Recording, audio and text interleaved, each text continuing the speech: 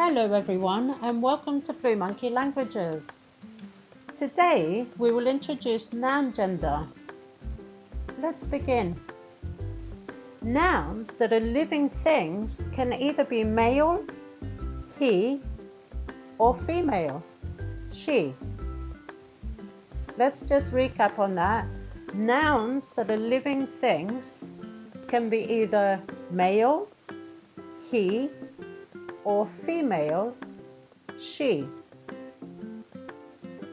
Genders can be of two types: masculine, feminine, male, female, he, she. Brilliant.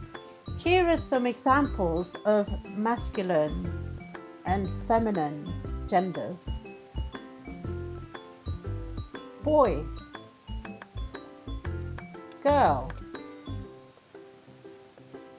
brother, sister, son, daughter, nephew, niece, boyfriend, girlfriend, man, woman,